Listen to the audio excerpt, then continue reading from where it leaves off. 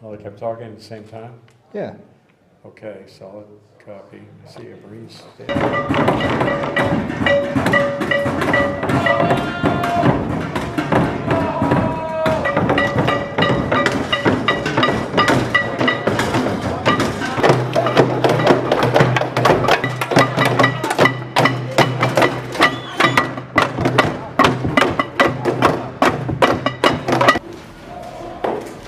And I don't know, it might be more convenient and easier if we just sit across from each other. Admiral, why don't you and the General sit over here? And Commodore, you can sit there. Mike, you want to sit over there? Absolutely. And we can talk a bit. Appreciate it. Well, please have a seat. Make yourselves at home. Don't sit around out there. Mr. Mentor, I'd also like to introduce, we have one of our coalition team members here. Oh, hi. David, really nice to see you. Welcome.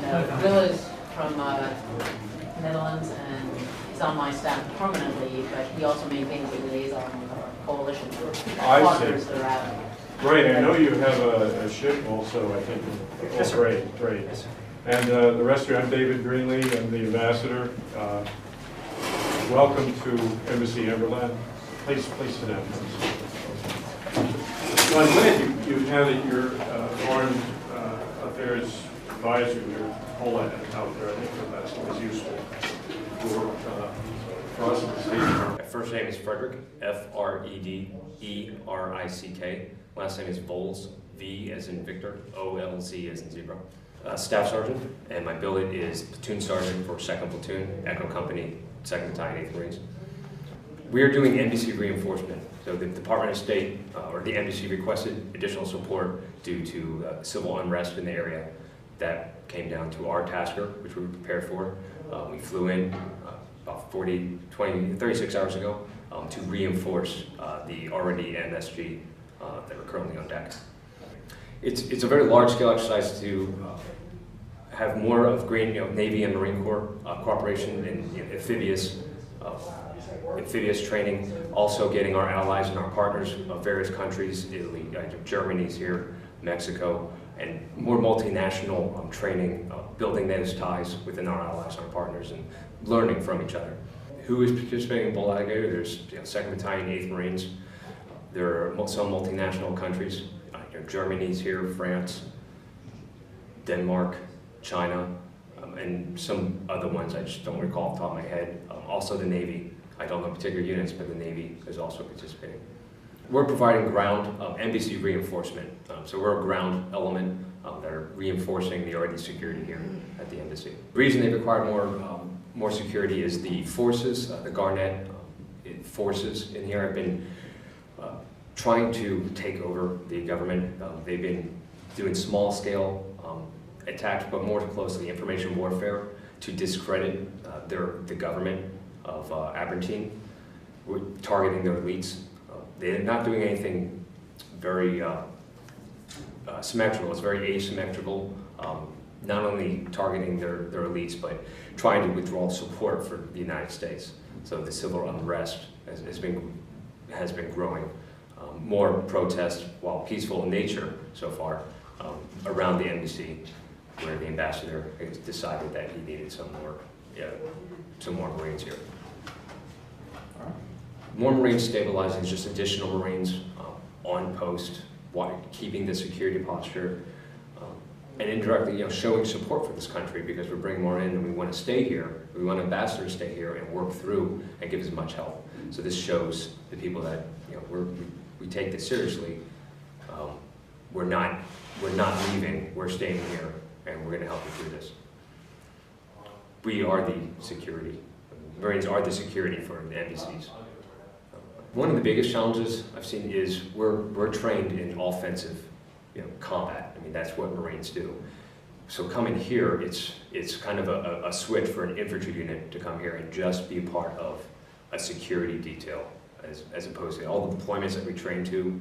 It's not something we've ever had to train to or had experience before. So it's kind of a mental switch in our head to we have to protect our base, we have to protect our own, but we kind of have to some extent, maybe ignore some of the stuff that goes out, or be very cognizant of our actions so that we don't escalate the situation and start something in the political realm. They don't believe that, in my opinion, based off of the forces, the grounded forces and their information warfare that they're using, targeting elites that not only can the local government protect, but they're targeting that the Marines or the Americans cannot protect the populace. So if you get the Americans out, then we can protect the populace. So I think that information warfare is going on, creating this unrest where they believe them and want us out of here.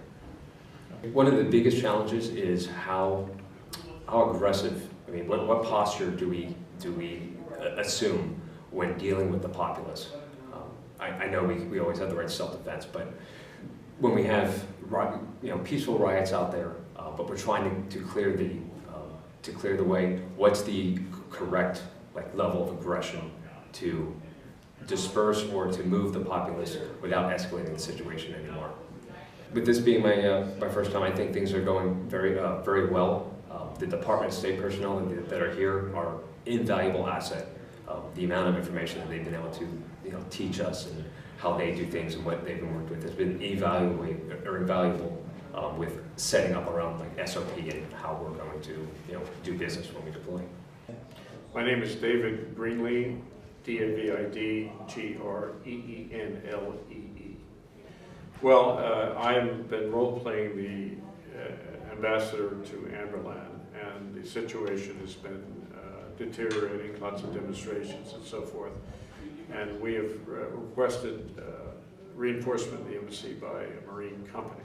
They came in yesterday, and they have been stiffening the defenses of the embassy, and so that's all been in place. And meanwhile, we've had a visit from the commanding general who came off the ship with a rear admiral from the Navy and with a commodore from the Navy who's been in the country working on security assistance. So we all met at a pre-meeting at the embassy, discussed the situation here, and got ready for a meeting with the president of the country. Then we went over to have a meeting with the president. That's the scenario we've been playing. I think the purpose of Bold Alligator is to really test the integration of the Navy and the Marines in a very extensive exercise with a lot of moving parts and a great geographical reach. I've been involved in the development of the scenarios to some extent, at least as it regards the interagency components and the State Department piece. And a lot of things are being tested, and I'm really only involved in one part of it, but it's very ambitious and I think quite realistic. Well, I understand there are a lot of countries represented in the coalition. I think there could be as many as 19. I understand there's a Mexican ship, I think a Danish ship, there's a Dutch ship, and it's quite an integrated coalition staff. And part of it that I'm doing is not the military part. And so I've just been playing the State Department, and there are other interagency people playing roles that relate to the U.S. government and non-governmental organizations.